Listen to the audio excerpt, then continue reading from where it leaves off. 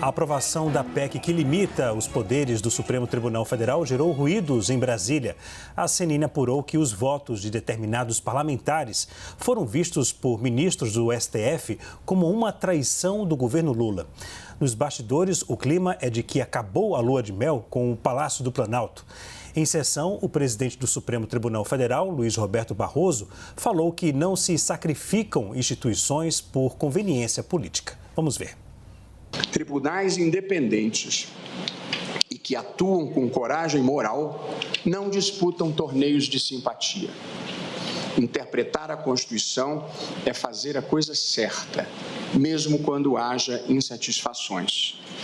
Porque assim é.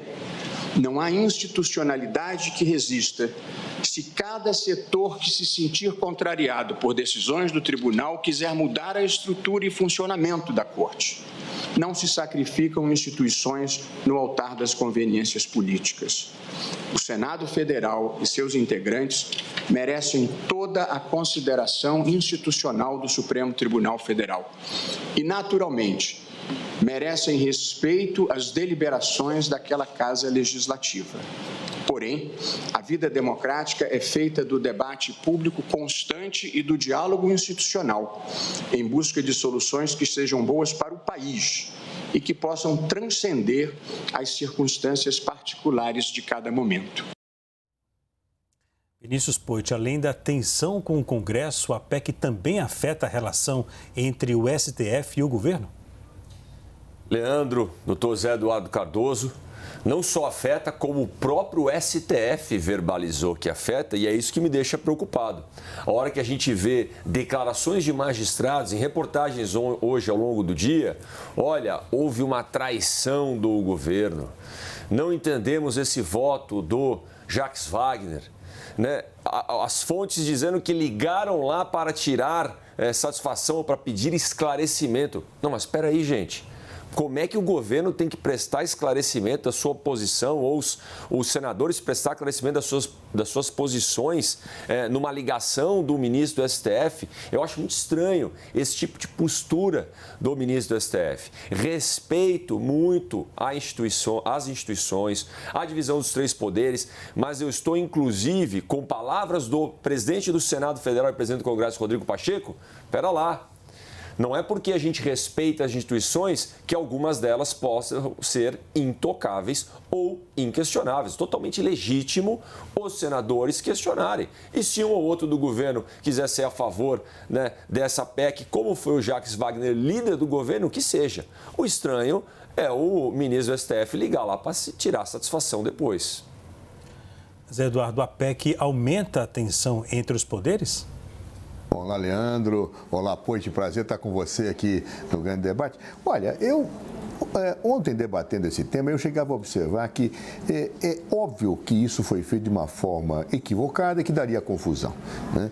Eu até acho que o conteúdo dessa PEC, pelo menos do que vi na final votação, também não é nada do outro mundo e, efetivamente, embora parece mais uma matéria regimental do que uma matéria constitucional. Se tivesse aberto um diálogo para se equacionar esse problema, eu acho que seria o melhor caminho. No entanto, o Senado Federal optou por aquele caminho que eu não achava o melhor, que era justamente colocar uma imposição para mostrar a autoridade, depois de um período em que o Supremo tentou garantir a democracia, o fez corretamente, com muito vigor institucional, e eu já temia que daria algum tipo de confusão, só que agora vem a confusão, que eu acho que também tem um certo exagero do outro lado. Ou seja, é legítimo que o Supremo Tribunal Federal diga, olha, não está correto, não está adequado, discordamos, etc. e tal. Mas, a partir daí, tentar penalizar o governo pelo voto do seu líder, que votou com independência, sem falar do governo, mas como o seu mandato de senador, eu acho que isso realmente é uma coisa que aí começa a extrapolar o campo. Da mesma forma que acho que o Senado errou ao tratar o problema sem um diálogo aberto com a sociedade, com o Supremo, de situações que eu acho que muitas vezes são corretas, ou seja, nós não podemos ter um abuso de decisões monocráticas, nós temos que ter prazos mais estabelecidos para o pedido de vistas. Eu acho isso muito razoável e um debate aberto poderia levar à harmonização entre os poderes. Mas, no entanto, agora eu tenho também uma resposta do Supremo que volta a mostrar o desequilíbrio adicional que o Brasil passou a viver após alguns anos aqui.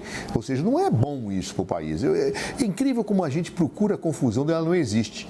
Até eu entendo que o Supremo tinha que tomar uma postura assim, mas também poderia ter uma postura, e eu não falo da fala do presidente Luiz Roberto Barroso, até que achei que, pelo menos um pouco que vi, não vi todo, mas até um pouco comedida, etc. Mas eu acho que nós temos que ter muito cuidado nesse tratamento. Eu não acho correto ficar questionando o voto, o senador votou tal e qual, a culpa é trair pelo governo, porque um senador vota de acordo com a sua convicção. Olha, o Brasil não vai bem no plano institucional. Os três poderes, eles existem, e a Constituição assim o estabelece, para que convivam harmonicamente, para que um não esteja acima do outro, para que exista um diálogo democrático entre eles.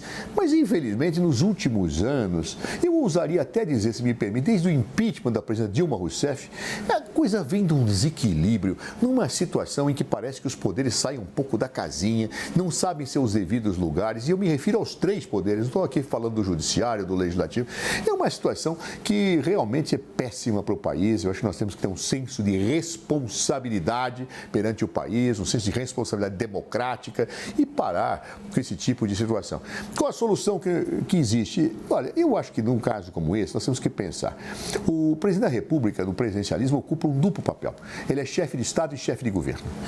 Ele, enquanto chefe de Estado, talvez devesse chamar uma reunião dos presidentes dos poderes para que pudesse tentar restabelecer um diálogo, um caminho de procedimentos. Nós temos que parar com esse tipo de situação. O importante é o respeito ao Estado Democrático de Direito, à Constituição. Senadores têm direito de votar com independência, mas o Judiciário também tem que ser respeitado. O Executivo tem que ser tirado de uma linha de situação que não tem nada a ver com ele. Então, há situações que precisam de acomodação institucional, de razoabilidade, dentro daquilo que nós chamamos de sensatez. Eu acho que nessa hora, talvez o presidente da República é o único que tem condições institucionais de chamar uma reunião como essa. Não sei se ela é factível ou não, mas eu acho que ela deveria ser feita. O ministro Gilmar Mendes chegou a chamar a PEC de ressurreição de cadáver. Como o governo vai trabalhar para se reaproximar dos ministros? Eu acredito que o governo não se afastou dos ministros. Eu acredito que o governo ele está exercendo seu papel. O fato do líder do governo, inclusive declarando que fez um voto pessoal no exercício da autonomia do seu mandato, tem uma convicção e é justo que tenha, isso tem que ser respeitado do ponto de vista democrático, né? Agora, eu acho que as pessoas têm que começar a se entender, né? Pelo bem do país, pelo bem das instituições. O Senado, a meu ver, repito, embora o conteúdo não me pareça tão grave da PEC que foi aprovada, a forma, a maneira que soou uma represália, uma retaliação, não foi boa. Isso poderia ter sido evitado. Da mesma forma, eu acho que o Supremo tem que se valer, tem que ter sua posição institucional. Eu acho que isso é correto. Mas tem que ter aquela virtude da autocontenção para evitar mais crises. E o presidente da República tem que buscar dialogar com todos os poderes na condição de chefe de Estado. Ele tem autoridade institucional para fazer isso. E, portanto, nesta hora, é necessário. Gente, nós estamos diante da democracia, vamos conviver melhor, independentemente das nossas visões diferentes, das nossas posições que efetivamente nem sempre coincidem, porque ao fazermos isso, nós só criamos o clima antidemocrático que favorece os que não defendem a democracia. Então, não vamos querer criar espaço de novo para que as pessoas voltem a dizer, não, fim do Supremo, fim do Congresso, etc. Não, por favor, eu acho que vamos ter um pouquinho de carinho com a institucionalidade brasileira e vamos tentar de conviver o melhor possível do ponto de vista harmônico, garantida a independência dos poderes. Vinícius Poit, eu chamo você no próximo bloco, o intervalo é muito rápido, daqui a pouco a gente volta, não sai daí.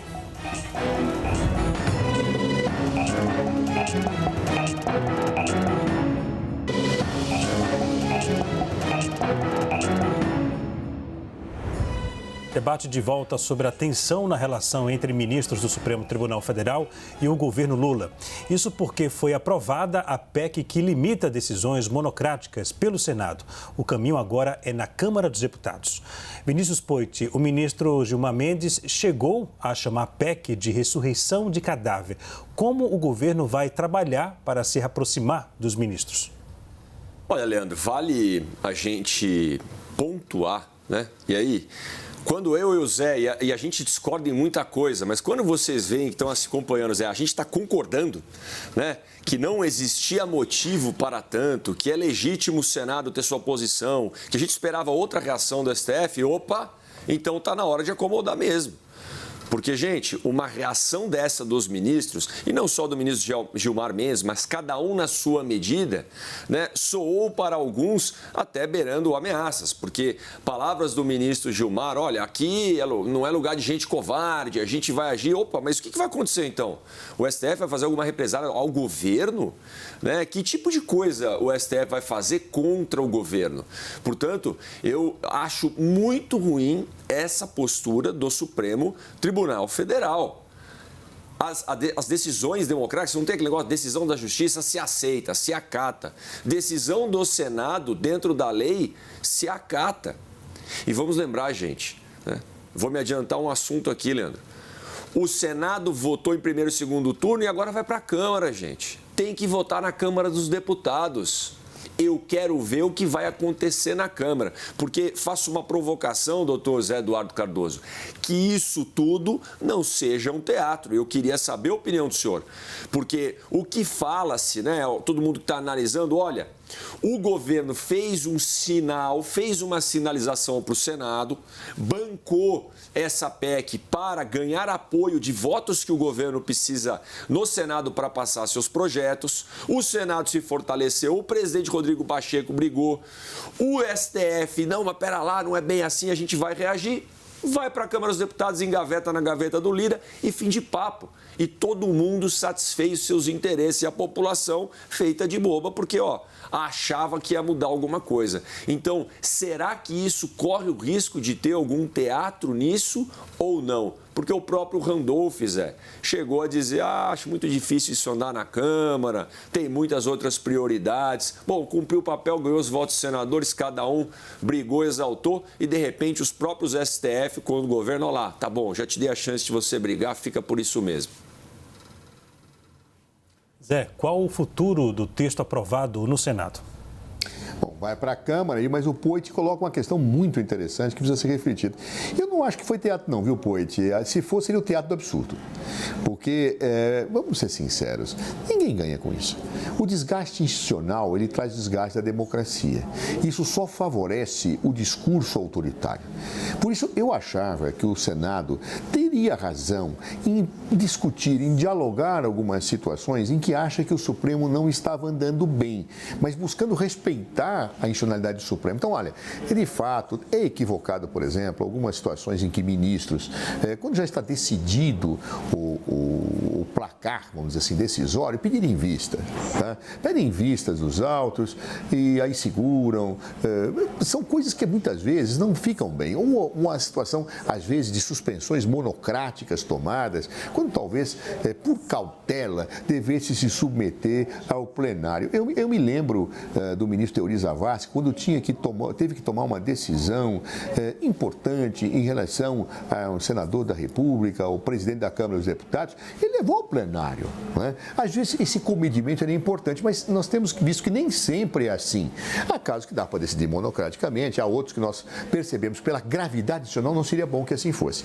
Essa é uma discussão que os 11 ministros do Supremo Tribunal Federal, que são pessoas lúcidas, corretas, podem discutir, entendeu? Isso pode ser discutido com o Supremo de uma forma muito tranquila, harmônica. O Senado não precisava ter agido daquela forma. Porém, aí é o que eu te falo. Ontem eu já pude falar, olha, isso aqui, o Senado não foi bem nessa linha, a meu ver. Agora, temos a reação institucional da outra casa, com palavras duras, né, como também foram duros os discursos que foram feitos no Senado, naquele momento da aprovação. Então, para que isto?